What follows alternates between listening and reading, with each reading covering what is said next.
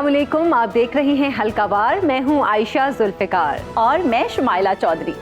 नाज़रीन, दिलचस्प और कांटेदार मुकाबलों की फहरिस्त में हमारा आज का पहला हल्का है लाहौर का NA 123, जो गुज़श्ता इंतखाबात में 132 लाहौर 10 था और यहाँ से जीते थे पाकिस्तान मुस्लिम लीग नून के सदर मियां मोहम्मद शहबाज शरीफ। NA 123 लाहौर 6 की हदूद में कमाहा, मानावाला, पंजाब स्मॉल इंडस्ट्री, भंगाली, बदरी, गागा हीर, रोड़ावाला, करबाट, लिद्धड़, धल्लो के, काहना 9, गज्जूमत्ता, बेदियां रोड, DHA फेज 5 और 2, आसिफ टाउन, रहमत पार्क, खालिद टाउन, मिल्लत टाउन, रोही नाला, मदीना टाउन और दीगर इलाके शामिल हैं। अहम आबादियों और बरादरियों में डोगर, आवान, बट, मुगल, जट और राजपूत शामिल हैं। 2023 की मरदमशुमारी के मुताबिक हल्के की आबादी 9,53,104, रजिस्टर्ड वोटर्स 3,38,780 हैं, जिनमें मर्द वोटर्स की तादाद 1,87,870 और खवातीन वोटर्स 1,50,950 हैं। मसाइल की बात करें तो सरे फहरिस्त आलूदगी, गैस, सड़कें, गंदा पानी, नाकिस निकासी आब अहम हैं। हल्के के मसाइल के बारे में हल्के के वोटर से भी जान लेते हैं। ये मेन मसला तो ये है कि गैस ही नहीं आती, लोड शेडिंग चल रही है गैस पहले। बाकी ये रोड हमारे यहाँ पे कच्चे थे, 7 फीट का हल्का था, उन्होंने काफ़ी हद तक काम किया जहाँ तक वो करवा सके थे। ये सारी सीवरेज लाइनें उन्होंने नहीं डलवाई हैं, यहाँ पे सीवरेज का कोई सिस्टम नहीं था बेदियाँ रोड के ऊपर। तो अब है कि दोबारा इलेक्शन हो रहे हैं तो हमें उम्मीद है जो रह गया काम दोबारा हो जाएगा। रोड्स की प्रॉब्लम है, गली में पानी हर टाइम है, ठीक है। बाकी आपके सामने ये मसले मसाइल ये बहुत ज़्यादा हैं। लाइट कोई प्रॉपर नहीं आ रही यहाँ पे, वायर की बड़ी तारों के बड़े मसले हैं यहाँ पे। सर ये रोड पता नहीं बनना है कि नहीं बनना, मगर हम दमे के मरीज़ ज़रूर हो जाएंगे, ठीक है। इतनी डस्ट आती है सर, इतनी डस्ट आती है कि रात को बच्चे भी नहीं पहचानते कि पापा गए थे, आ कौन रहे वापस, मामू तो नहीं आ गए, ठीक है। और पता नहीं ये बनना कब है, हुकूमत क्या कर रही है ये समझ नहीं आ रहा हमें। हम टैक्स पे नहीं करते, मेरा ख्याल है तकरीबन 1 साल का अरसा हो रहा है। अभी मैं खुद वहाँ से आ रहा हूँ नवाज शरीफ इंटरचेंज से, कि मेरा हुलिया बिगड़ गया था, तो ये मुझे कहना यार किधर से आ रहा हो, तो मैंने बताया जी मैं इस रोड से आ रहा हूँ। तो ये हाल है। तो मैं सिर्फ ये गुजारिश करने से सुनो TV के तवज्जो से कि हमारा भी ख्याल करें। हम टैक्स पे करते हैं पूरा, बिजली में, पानी में, गैस में, हमारा कसूर क्या है? हमारा जो ये रोड है ना, ये तकरीबन 3 मंथ से इसका जो काम है बंद हुआ पड़ा है, ठीक है। इतने हालात ख़राब है यहाँ पे, कारोबारी हालात जो हैं वो बिल्कुल तबाह हुए पड़े हैं। सुबह से फारिग बैठे हैं, कोई काम नहीं है, ठीक है। बस कुछ समझ नहीं आ रही कि हम क्या करें, क्या बताएं आपको, बताने के लिए कुछ राह ही नहीं है। गैस तो आती नहीं, गैस नहीं आती, गैस तो बिल्कुल नहीं आती, तो पानी तो मोटर का चलता पिया, साढ़े घर सरकार ही नहीं इधर ही। सड़कों तो काफ़ी देर दियाँ बजी टुटियां ने, साडा इलाका सारा गंदे पानी नाल डुब्बिया पिया, कोई पुछण वाला नहीं गा। कौन चेयरमैन जिहड़ा कंटोनमेंट बोर्ड का चेयरमैन नहीं पट्टी नूं बनाया, एक टके का काम नहीं। हुण इलैक्शन आए ने, हुण उन्हें क्रेन लाई है किस इलाके च ना पटाई शुरू करवाई है, हुण कल परसों की, वरना उस तो पहले सानूं कोई पुछण वाला नहीं सी।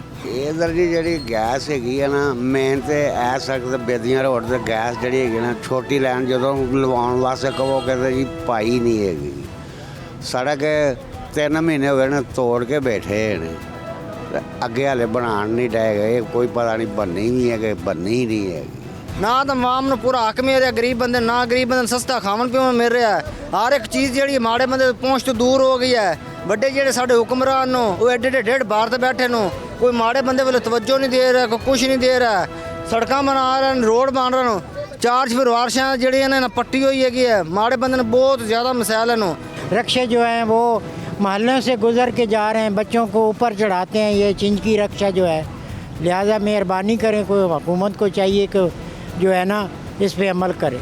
मसले मसाइल तो बहुत हैं, सड़क ख़राब है, ठीक है, तंग हो रहे हैं, सवारियाँ भी तंग हो रही हैं और हम भी तंग हो रहे हैं बहुत ज़्यादा, हमारे रिक्शे भी ख़राब हो गए हैं। आवाम के मसाइल आपने जाने, आगे बढ़ते हैं। 2018 के इंतखाबात में यहाँ से मुस्लिम लीग नून के टिकट पर शहबाज शरीफ कामयाब हुए। शहबाज शरीफ ने 95,864 वोट लिए। चौधरी मंशा सिंधु को PTI टिकट पर 49,148 वोट मिले। पीपल्स पार्टी की समीना खालिद घुरकी ने 24,424 वोट लिए। हल्के में टर्नआउट 60% रहा। 2013 में यहाँ से मुस्लिम लीग नून के शहबाज शरीफ 94,007 वोट लेकर कामयाब हुए थे। पीटीआई के मोहम्मद मंशा सिंधु को 35,781 वोट मिले। पीपल्स पार्टी के तारिक शबीर ने 11,633 वोट लिए थे। टर्नआउट 55% रहा। मुस्लिम लीग नून हडियारा, बरकी, लिद्धड़ और हीर के इस इलाके से 2013 और 18 में फतह याब हुई। 1988, 1993, 2008 में यहाँ से पीपल्स पार्टी और 2002 में काफ लीग को कामयाबी मिली। बुनियादी तौर पर यह हल्का पीपल्स पार्टी का है, जहां 2013 के बाद से मुस्लिम लीग नून की मकबूलियत में इजाफा हुआ और 2 बार शहबाज शरीफ कामयाब हुए। गुज़श्ता एक दहाई से हल्के में मुस्लिम लीग नून की मकबूलियत का राज क्या है, ये जानते हैं। हमारे साथ मौजूद हैं मारूफ तज्ज़ियाकार मुजम्मिल सोहरवर्दी साहब। मुजम्मिल साहब, बहुत शुक्रिया आपके टाइम का। ये बताइएगा कि बरकी हडियारा से तवील अरसे तक पीपल्स पार्टी के उम्मीदवार कामयाब होते रहे, लेकिन गुज़श्ता एक दहाई से यहाँ मुस्लिम लीग नून और शहबाज शरीफ कामयाब हो रहे हैं। इस अचानक मकबूलियत का राज क्या है? 88 में ज़रूर यहाँ से जीते, फिर 90 और 93 में आहिस्ता आहिस्ता मुस्लिम लीग नून, जो पीपल्स पार्टी के धड़े थे, वो मुस्लिम लीग नून में आने लग गए और मुस्लिम लीग नून ने इन इलाकों में काम किया। यहाँ से चौधरी जुल्फ़कार होते थे जो वो जिला कौंसिल के थे सियासत। तो ये बतदरीज हुआ 2-3 इलेक्शंस में, लेकिन अब ये मुस्लिम लीग नून के मजबूत धड़े हैं, इलाके हैं, ये बात ठीक है। और बल्कि जो लाहौर के इर्द गिर्द जितने दही इलाके हैं वो सब मुस्लिम लीग नून के मजबूत इलाके हैं, और जो शहरी लाहौर है उसके ऊपर मुस्लिम लीग नून को डाउट है। ये अब एक हकीकत। मुजम्मिल साहब, लाहौर से बिलावल भी इलेक्शन लड़ रहे हैं। मुस्लिम लीग नून के बेस पॉइंट से आला क़यादत को लड़ाने के पीपल्स पार्टी के इस फैसले को आप कैसे देखते हैं? देखिए, पीपल्स पार्टी जब तक पंजाब में बहाल नहीं होगी और अपना वोट बैंक वापस नहीं हासिल करेगी, उसकी मरकज़ की सियासत कमज़ोर ही रहेगी और वो एक छोटी सियासी जमात बनती जा रही है जो दूसरे या तीसरे नंबर पर आएगी और वज़ारत उज़्मा के खेल से बाहर हो जाती है। पंजाब को वापस हासिल करने के लिए यकीनन उनको बिलावल को खुद लाहौर या पंजाब आके बैठना होगा। लाहौर से उनका इलेक्शन लड़ना एक पॉजिटिव साइन है। वैसे तो कुछ अर्सा पहले बिलावल कह रहे थे कि वो लाहौर से वज़ीर आज़म नहीं बनने देंगे। मैं अब सोच रहा हूँ कि अगर बिलावल लाहौर से जीत गए और वज़ीर आज़म बनने लगे तो क्या वो फिर भी लाहौर से वज़ीर आज़म नहीं बनने देंगे।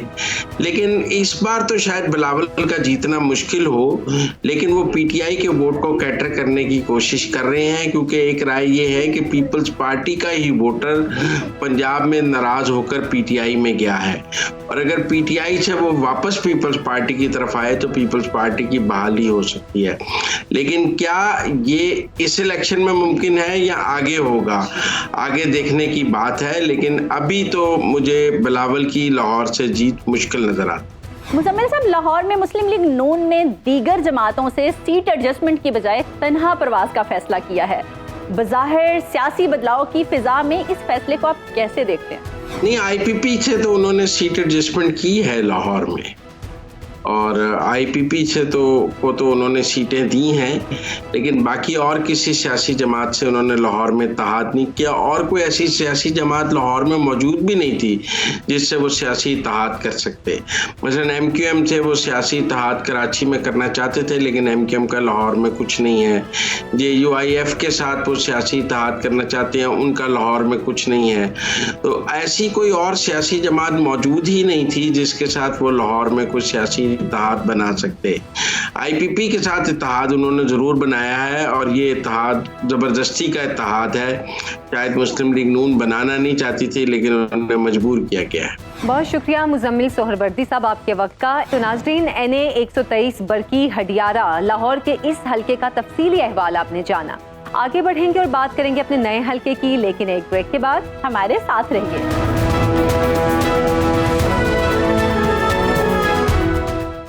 वेलकम बैक नाजरीन। दिलचस्प और कांटेदार इंतखाबी मुकाबलों की फहरिस्त में हमारा आज का दूसरा हल्का है NA 256 खुजदार, जो 2018 में NA 269 खुजदार था और आम इंतखाबात में यहाँ से कामयाब हुए थे बलूचिस्तान नेशनल पार्टी के सरदार अख्तर मेंगर।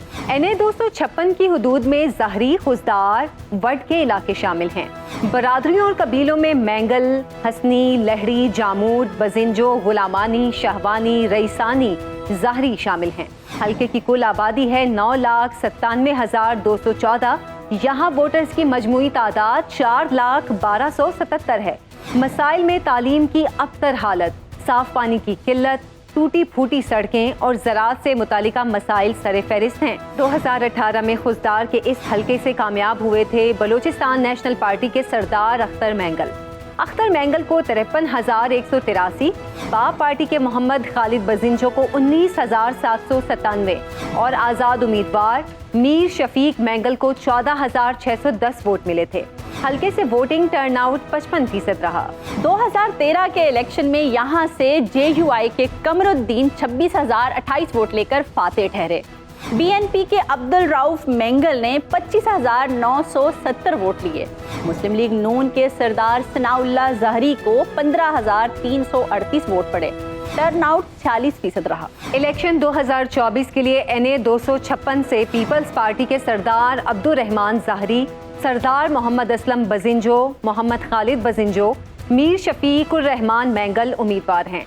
इलेक्शन ट्राइब्यूनल की जानिब से अपील की मंजूरी के बाद अब BNP के सरदार अख्तर मैंगल भी हल्के से उम्मीदवार होंगे। खुजदार की इस सीट से 2008 में आज़ाद उम्मीदवार मोहम्मद उस्मान ने कामयाबी हासिल की। 2002 में BNP के अब्दुल रऊफ मैंगल जीते। 1997 में यहाँ से BNP के टिकट पर हासिल बजिंजो कामयाब हुए थे। 1993 में भी ये सीट BNP ने जीती। इलेक्शन 2024 में अख्तर मैंगल को पीपल्स पार्टी के मीर अब्दुल रहमान ज़हरी की सूरत सख्त हरीफ का सामना है। हमारे साथ मौजूद हैं खुजदार से सुनो न्यूज़ के नुमाइंदे अतर मैंगल, उनसे तफसीलात जानेंगे। अतर, NA 256 में उम्मीदवारों की इंतखाबी सरगर्मियों और जोड़ तोड़ की जो सूरत हाल चल रही है उससे आगाह कीजिएगा। जी शुक्रिया। इस वक्त खुजदार NA 256 उम्मीदवारों की इंतखाबात सरगर्मियाँ तेज़ी के साथ जारी है। कहीं इत्तेहाद, कहीं एक दूसरे के हक में दस्तबरदारी, तो कहीं जोड़ तोड़ ज़ोर शोर से जारी है। कहीं सियासी जमायतों में जीत की उम्मीद, तो कहीं हारने का खौफ तारी है। बाज़ार को सियासी जमायतों के झंडों से सजा दिया गया है, लेकिन अवाम खुश ज़्यादा दिखाई नहीं दे रहा, क्योंकि वही लोग वापस इक़्तिदार की भाग दौड़ में लगे हैं जो 2018 के इलेक्शन में अवाम के वोट के बदौलत 5 साल तक इक़्तिदार के मज़े लेते रहें, पर अवाम के लिए कोई खातिर ख्वाह इक़दामात नहीं किए गए। अतर, बताइएगा कि खुजदार से ज़्यादातर बलूचिस्तान नेशनल पार्टी जीतती रही है। इस बार अख्तर मैंगल को किस जमात या उम्मीदवार का चैलेंज दरपेश है? जी, खुजदार में ज़्यादातर बलूचिस्तान नेशनल पार्टी जीतती रही है, पर इस बार सरदार अख्तर जान मैंगल को पाकिस्तान पीपल्स पार्टी के नवाब सनाउल्लाह खान ज़हरी, झालवान अवामी पैनल के सरबराह मीर शफीकुर रहमान मैंगल और नेशनल पार्टी व BNP अवामी के मुश्तरका उम्मीदवार मीर इसरारुल्लाह खान ज़हरी से ख़तरा है। बलूचिस्तान में कौम परस्त पार्टी माना जाने वाला और हर बार सबसे ज़्यादा वोट हासिल करने वाला पहला पार्टी BNP मैंगल को समझा जाता है, जबकि दूसरी नंबर पर नेशनल पार्टी को समझा जाता है।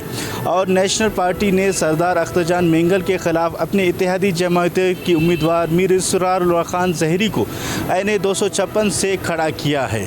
अतर, NA 256 में JUI और पीपल्स पार्टी के उम्मीदवार की क्या पोजीशन है? जी, NA 256 में अगर JUI और पीपल्स पार्टी के उम्मीदवारों की बात की जाए तो JUI का पलड़ा सबसे ज़्यादा भारी है, क्योंकि JUI का इत्तेहादी उम्मीदवार BNP के सरबराह सरदार अख्तर जान मैंगल है, जबकि पाकिस्तान पीपल्स पार्टी 2 जमायतों JUI और BNP मैंगल से अकेला मुकाबला कर रहा है। इसलिए JUI के उम्मीदवार की पोजीशन पीपल्स पार्टी के उम्मीदवार की पोजीशन से सबसे ज़्यादा बेहतर दिखाई दे रहा है। अब देखना यह है कि 8 फरवरी को कौन सी पार्टी बाजी ले जाती है। अतर मैंगल हमें तफसीलात बता रहे थे। इसी मामले पर कोयटा के ब्यूरो चीफ किफ़ायतुल्लाह से भी तफसीलात जानेंगे। किफ़ायतुल्लाह, नवाज शरीफ और आसिफ जरदारी दोनों ने बलूचिस्तान का दौरा किया और बाअसर सियासतदानों को अपनी अपनी पार्टी में शामिल किया। इलेक्शन 2024 में बलोच बेल्ट में इसके क्या असरात देखने को मिलेंगे? देखिए, जहाँ तक बात है इन दोनों जो सियासी लीडरान हैं इनके दौरे बलूचिस्तान की, तो दोनों सियासी जमातों की ये कोशिश थी कि बलूचिस्तान के वो इलेक्टेबल्स कि जो हमेशा से इंतखाबात में जो है जिनका ज़्यादा असर और रसूख है सियासी, उनको अपनी पार्टी में शामिल किया जाए। अगर हम मवाजना करते हैं तो हमने देखा कि दोनों की पोजीशन जो है वो बराबरी की बुनियाद पर है, यानी कि दोनों के पास ऐसे इलेक्टेबल्स को वो अपनी पार्टी में शामिल करने में कामयाब हुए कि जो अगले इंतखाबात हैं उनमें अपना जो है वो किरदार अदा कर सकते हैं और एक गेम चेंजर जो है वो साबित हो सकते हैं। जहाँ तक बात बलूच बेल्ट की, तो हमने देखा कि मुख्तलिफ जो साबिक वज़राए आला हैं वो इन दोनों जमातों का हिस्सा बने हैं। नवाब सनाउल्लाह ज़हरी जो हैं वो पाकिस्तान पीपल्स पार्टी का हिस्सा बने, इसके अलावा अब्दुल कदूस बजिंजो वो पाकिस्तान पीपल्स पार्टी का हिस्सा बने। इसी तरह से हमने देखा कि जाम कमाल जो थे वो मुस्लिम लीग नून का हिस्सा बने, सरदार अब्दुर्रहमान खेतरान हैं या बाकी जो दीगर इलेक्टेबल्स हैं बलूचिस्तान के, वो जो है इन तमाम सियासी जमातों में रहे हैं। तो यकीनी तौर पर जो बलोच इलाके हैं उनमें इन दोनों सियासी जमातों का जो है इलेक्टेबल्स के बायस जो है वो आइंदा इंतखाबात में ज़रूर असर पड़ेगा और वो जो कॉम्परस जमातें हैं जो इन इलाकों में असर रसूख रखती हैं उनको यकीनी तौर पर जो है वो एक तगड़े मुकाबले की जो है हम यहाँ से उम्मीद कर सकते हैं और यकीनी तौर पर उन्हें एक बड़ा चैलेंज जो है वो दरपेश होगा इन दोनों सियासी जमातों के बायस। फायतुल्लाह बताइएगा कि बलूचिस्तान के बलोच बेल्ट में बीएनपी और दीगर कॉम्प्रेस जमातों के मुकाबले में कौमी सियासी जमातों की क्या पोजीशन है? देखिए, जहाँ तक हम बात करते हैं इस तमाम बलूच बेल्ट इलाकों में, तो हमने देखा कि बलूचिस्तान नेशनल पार्टी मैंगल हो, इसके अलावा नेशनल पार्टी हो, बलूचिस्तान नेशनल पार्टी अवामी हो, ये तमाम वो जमातें हैं कि जो इन बलोच इलाकों में सियासी असर व रसूख रखती हैं और इनके पास ये पोजीशन इस ताकत है कि वो इस इंतखाबात में जो है वो अपनी पोजीशन को मुस्तहकम कर सकती हैं। ताहम हम देख रहे हैं कि जो ये दो बड़ी सियासी जमातें हैं इनके आने से, जिस तरह से मैंने पहले भी कहा कि जो इलेक्टेबल्स हैं ख़ास तौर पर बलूचिस्तान में, हमने देखा कि उनका रोल बहुत अहम रोल होता है और वो इलेक्टेबल्स खा वो जिस भी सियासी जमात का हिस्सा बने हों वो जो है वो अपने इन इलाकों से अपनी इन नशिस्तों को जो है वो निकाल पाने में कामयाब होते हैं। तो यकीनी तौर पर जहाँ जो दोनों सियासी जमातें हैं, उन बड़ी जो सियासी जमातें हैं, उनकी ये कोशिश है कि वो बलूचिस्तान के जो बलूच इलाके हैं इनमें अपने इलेक्टेबल्स के बायस जो है वो इन नशिस्तों को जीतने में कामयाब होगा। वहीं जो कॉम्प्रस्त जमातें हैं, जो जिनके तमाम तर जो उम्मीदवारान हैं, जो नज़रियाती उम्मीदवार हैं, एक अरसे से जो है वो सियासी जमात का हिस्सा होते हैं, तो यकीनी तौर पर वो भी उनकी भी ये कोशिश होगी कि वो अपने उस असर व रसूख के बायस और अपने उस नज़रिए के बायस कि जो मुख्तलिफ जो बलोच इलाकों में जो पार्टियाँ हैं उसका असर व रसूख इस्तेमाल करते हुए इन नशिस्तों को कामयाब करें। अच्छा, किफ़ायतुल्लाह खुजदार के इस हल्के से 2013 में JUI कामयाब हुई। इस बार ज़हरी कबीला मुस्लिम लीग नून छोड़कर PPE का हिस्सा बन चुका है। सरदार अख्तर मैंगल के लिए सख्त हरीफ कौन साबित हो सकता है, JUI या पीपल्स पार्टी के मीर अब्दुर्रहमान ज़हरी? देखिए, जहाँ तक बात मैं इस नशिस्त की बात करूँ तो 2018 के इंतखाब में हमने देखा था कि NA 269 इस नशिस्त का नाम था, जो कि अब NA 256 खुजदार है। इस नशिस्त पर हम देख रहे हैं कि सरदार अख्तर मैंगल 2018 में कामयाब हुए थे, उन्होंने तकरीबन 52,000 वोट लिए थे। इसके अलावा दूसरे नंबर पर जो थे वो खालिद बजिंजो, जिनका ताल्लुक बलूचिस्तान अवामी पार्टी से था, उन्होंने 19,000 वोट लिए थे। तो ये फ़र्क जो था ये बहुत ज़्यादा है। यकीनी तौर पर सरदार अख्तर मैंगल को इस नशिस्त पर जो है वो एज हासिल होगा। जहाँ तक इस इंतखाबात की बात है, हम देख रहे हैं कि यहाँ पर इस इंतखाब में जो जमीयत उलमा इस्लाम है उन्होंने हिमायत की है सरदार अख्तर मैंगल की, जबकि सरदार अख्तर मैंगल के मद्दे मुकाबिल जो मजबूत उम्मीदवार हम समझ रहे हैं वो इसरार ज़हरी हैं, जो कि बलूचिस्तान नेशनल पार्टी अवामी के सरबराह भी हैं और उन्हें साथ ही साथ नेशनल पार्टी जो है उसकी भी हिमायत हासिल है। तो इन दोनों के दरमियान जो है वो तगड़ा मुकाबला होगा। इसके साथ हम देख रहे हैं कि जो सूबाई असम्बली की अगर हम बात करें तो वहाँ पर आगा शकील हैं, उनका ताल्लुक पाकिस्तान पीपल्स पार्टी से है, उनका सियासी असर और रसूख इस इलाके में बहुत ज़्यादा है। अब्दुल कादिर बलोच है, वो जो है उनका भी ताल्लुक पीपल्स पार्टी से है, वो यहाँ की जो नशिस्तें हैं उनमें सियासी असर और रसूख रखते हैं। तो मैं समझता हूँ कि सरदार अख्तर मैंगल को NA 256 पर जो सबसे बड़ा चैलेंज दरपेश होगा वो मीर इसरार ज़हरी की शक्ल में होगा, क्योंकि उनको भी नेशनल पार्टी की हिमायत हासिल है, जबकि जमीयत उलमा इस्लाम, जिसको हम कह सकते थे कि 2008 में जो है वो हमने देखा था कि उन्हें वहाँ पर JUI कामयाब हुई, तो उसी JUI ने इस नशिस्त पर जो है वो सीट एडजस्टमेंट करते हुए सरदार अख्तर मैंगल की हिमायत का ऐलान किया है। पीपल्स पार्टी के भी बिल्कुल उम्मीदवार यहाँ पर मौजूद हैं, ताहम पीपल्स पार्टी और मुस्लिम लीग नून के जो उम्मीदवार हैं उनका सियासी असर और रसूख जो है वो शायद इस तरह का ना हो कि वो सरदार अख्तर मैंगल जैसी जो बड़ी पॉलिटिकल शख्सियत है उसको इस नशिस्त पर जो है वो शिकस्त दे सकें। ताहम हम देख रहे हैं कि मुकाबला कांटेदार जो है वो सरदार अख्तर मैंगल और मीर इसरार ज़हरी का होगा इस नशिस्त पर। किफ़ायतुल्लाह, बहुत शुक्रिया आपका। तो नाज़रीन, NA 256 खुजदार की इंतखाबी सूरत हाल से मुतालिक जानदार और बेलाग तज्ज़िये की रोशनी में आप एक बेहतर राय कायम कर सकते हैं, लेकिन हतमी नतीजे के लिए 8 फरवरी तक का इंतज़ार करना होगा। अगले हल्के पे चलेंगे, लेकिन एक ब्रेक के बाद। देखते रहिए हल्कावार।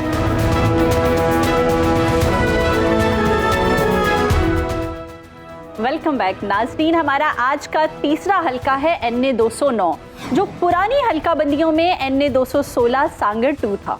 सांगड़ तालुका, खपरो तालुका, जाम नवाज अली तालुका के अलावा संझोरो तालुका की झोल सर्कल और टाउन कमेटी झोल की आबादियों पर मुश्तमिल हसास तरीन हल्का इस लिहाज से भी अहम है कि यहाँ अक्सर व बेशतर इंतखाबी महाजराई खूनी झगड़ों में बदल जाती है।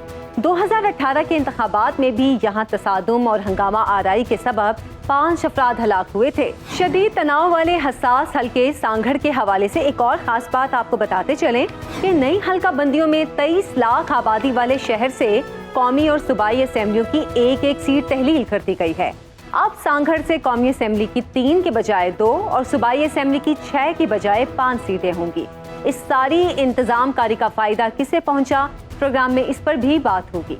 2023 की मर्दमशुमारी के मुताबिक NA 209 की आबादी 11,72,516 नफूस पर मुश्तमिल है।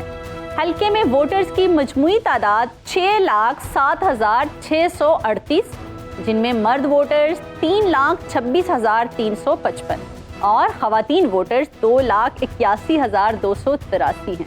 NA 209 सांगड़ 1 में मुख्तलिफ सिंधी कबाइल और बरादरियों के अलावा एक बड़ी तादाद पंजाबी आबादकारों की भी है और काफ़ी तादाद में पख्तून और उर्दू बोलने वाले भी आबाद हैं। इलाके के अहम मसाइल में पीने का साफ पानी, गैस, बिजली और दीगर बुनियादी सहूलियात का फुकदान है।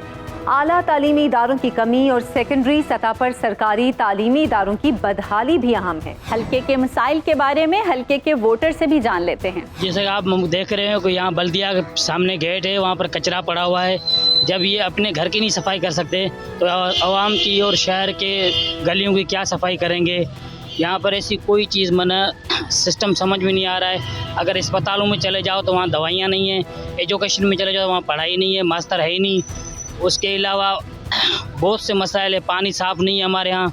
और इसके अलावा ये अपना रोड रास्ते ये आप देख रहे हो, चल रहे हो, घूम रहे हो, ऐसा कोई सहूलत मौजूद नहीं है। हमारी 50 साल उम्र गुजर चुकी है। यहाँ पर इदारे अपने नाकाम पॉलिसी के मुताबिक चल रहे हैं। यहाँ पर ना साफ़ सुथरा माहौल है, ना ही हमें बुनियादी सहूलियात हैं जो सेहत के हवाले से, मेडिकल के हवाले से और एजुकेशन के हवाले से। कोई तालीमी इदारा ऐसा नहीं है कि जो कि हमारे बच्चों को मुस्तकबिल को बेहतर बना सके। और उसके अलावा है कि सफाई का माहौल देखें तो सफाई का माहौल इतना ख़राब है, उससे बीमारियां फैल रही हैं। हर बंदा यहाँ हेपेटाइटिस TB और दमे और जितने भी बीमारियां यहाँ पर बड़ी बड़ी हैं वो उनमें मुब्तला है। रोड इतने खस्ता हाल हैं कि सांगड़ में जब बारिश होती है तो वो पानी जमा हो जाता है, ड्रेनेज सिस्टम प्रॉपर नहीं है। और उसके अलावा हमारे यहाँ दूसरे मसाइल, बेरोज़गारी बहुत ज़्यादा बढ़ रही है। नौजवान जो है वो धक्के खा रहा है नौकरियों के लिए। उसके अलावा हमारे पास और मसाइल ये हैं कि हमारे यहाँ जो मज़दूर है वो परेशान है, एक दिन के लिए है तो दूसरे दिन के लिए नहीं है उसके पास खाने को। तो और भी ज़्यादा मसाइल है। मसाइल अगर हम गिनने को बैठेंगे तो बहुत ज़्यादा मसाइल है। सांगड़ की बदकिस्मती रही है पिछले 70 साल दौर से, जब भले GD है या पाकिस्तान पीपल पार्टी है, अगर हम इनकी बात करें कारकर्दगी तो मैं समझता हूँ कि हम जो है वो महरूम रहे हैं तालीम से। हमारे स्कूलों के हाल आप देख लें, चल के अगर आपको अंदाज़ा हो जाए कि हमारे जो इलाकों के स्कूल हैं वो किस तरह पसमानदगी के शिकार हैं। बच्चे जो वो छतों के बगैर या बिल्डिंग्स के बगैर जो है दरख्तों के साए तले पढ़ रहे हैं। वहाँ पर पानी का, सीवरेज का या कोई वहाँ पर किसी किस्म का इंतज़ाम नहीं है। जबकि सेहत की बात तो हालात हमारे पास अल्लाह माफ़ करे कैसे हैं।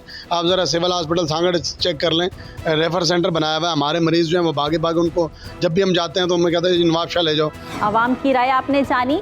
2018 के आम इंतखाबात में ये हल्का NA 216 सांगड़ 2 था, जो NA 210 और 209 में जम हो चुका है। 2018 में यहाँ से कामयाब हुई थी पीपल्स पार्टी की शाजिया मरी ने 80,770 वोट लिए थे। GDA के किशन चंद परवानी को 70,791 वोट पड़े। टर्नआउट 58% रहा। 2013 में सांगड़ के इस हल्के से मुस्लिम लीग फंक्शनल और हुर जमात के सरबराह पीर सदरुद्दीन शाह राशिदी 86,982 वोट लेकर कामयाब हुए थे। पीपल्स पार्टी के साजिद अली बंदन को 76,941 वोट मिले। हल्के में टर्नआउट 64% रहा। सांगड़ का ये हल्का हुर जमात का मजबूत गढ़ है। यहाँ से मुस्लिम लीग फंक्शनल 2008 और 2002 में भी कामयाब हुई। 2023 की नई हल्का बंदी जहां पीपल्स पार्टी के लिए नुकसानदेह और मुश्किलात का सबब बनी, वहीं मुस्लिम लीग फंक्शनल को बिलवास्ता फायदा पहुंचा। सांगड़ से पीपल्स पार्टी की उम्मीदवार शाजिया मरी भी मजबूत बैकग्राउंड रखती हैं। यहाँ से सूबाई सीट जीतकर उनके वालिद अता मरी डिप्टी स्पीकर सिंध असेंबली बने। इसी सीट पर उनकी वालिदा परवीन मरी भी कामयाब हुई। शाजिया मरी की अपने हलके में एक शनाख्त, उनके तरक्याती काम भी हैं और हलके के लोगों से उनका रवैया भी बड़ा मिसाली करार दिया जाता है। दूसरी जाने मुस्लिम लीग फंक्शनल के उम्मीदवार मोहम्मद खान जुनेजो हैं, जो जाली डिग्री के सबब नाअहली खत्म होने पर एक बार फिर इंतखाबी सियासत का हिस्सा बन चुके हैं।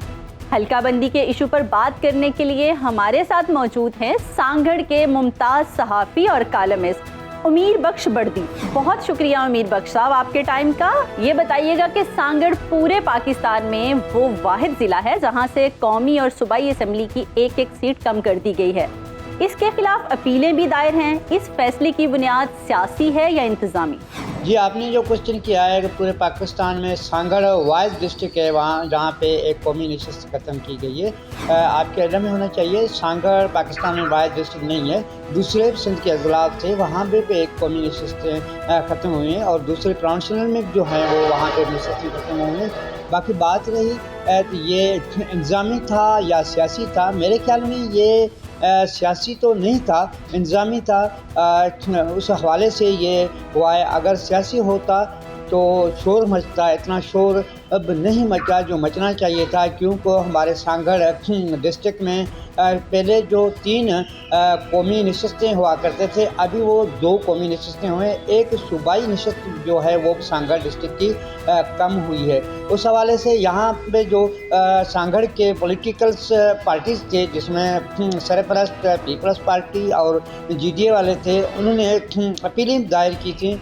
बदकिस्मती से वो अपीलें मुस्तरद हो गई हैं। अभी सांगड़ डिस्ट्रिक्ट में 2 कौमी नशिस्तें हैं जिस पे 8 फरवरी पे इलेक्शन होने जा रही है। अमीर बख्श साहब ये भी बताएगा कि सियासी लिहाज से इलेक्शन कमीशन के इस फैसले के समरात कौन सी सियासी जमात समेटेगी और मुज़म्मरात किसके हिस्से में आएंगे? इसमें जो है ये दोनों जो पार्टीज़ हैं वो परेशान कुन हालात में हैं, क्योंकि ये जो नशिस्त एक कौमी ख़त्म हुई है तो अभी जो सांगड़ का कौमी NA 209 नशिस्त है वो 3 तहसीलों पे मुश्तमिल हुआ है, जिसमें एक डिज़र्ट एरिया है खिप्रो जो पाकिस्तान और इंडिया के बॉर्डर से शुरू होता है, और दूसरा सांगड़ तहसील है वो भी NA 209 में, और जाम नवाज भी जो कौमी सूबाई नशिस्त थी वो ख़त्म हो गई है। उसके कुछ हिस्से जो हैं वो भी इस कौमी नशिस्त में शामिल हो गए। ये एक बड़ा कौमी नशिस्त बन गया है। अभी दोनों पार्टियां जिसमें पीपल्स पार्टी और GDA दोनों परेशान कुन हाल में है। दोनों का मुकाबला जो है वो टफ है। हम ये नहीं कह सकते हैं कि कौन जीतेगा या इस तकबंदी में से किसको फ़ायदा हुआ है। दोनों पार्टियां जो है वो उनके लिए मुश्किलात सामने हैं। अभी 2017 में जो इलेक्शन हुए थे तो वहाँ पे कौमी जो नशिस्त था शाजिया अता मरी वो कामयाब हुई थी। अभी भी इसमें कौमी नशिस्त पे कौमी पीपल्स पार्टी के जानब से शाजिया अता मरी है, तो दूसरे जानब से मोहम्मद खान जोनी जो है जो पीपल्स पार्टी का था, अभी हाल ही में उसने पीपल्स पार्टी को अलविदा करके GDA में शमूलियत किया है।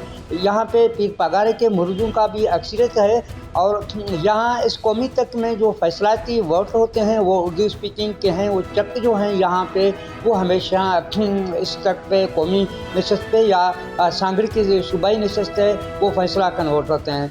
इस मरतबा नवाज़ लीग का जो अलहाक है वो GDA के साथ हुआ है। GDA नवाज़ लीग का जो उम्मीदवार था अभी वो दस्तबरदार हो गया है GDA के हक़ में। वहाँ पे जो पीपल्स पार्टी जो है वो सिर्फ पीपल्स पार्टी है, उसका अभी तक किसी के साथ इत्तेहाद नहीं है। जमायत इस्लामी वालों ने भी GDA के हक़ में दस्तबरदार हो गए हैं। बाकी जो आज़ाद उम्मीदवार हैं वो पीपल्स पार्टी के साथ मिलेंगे।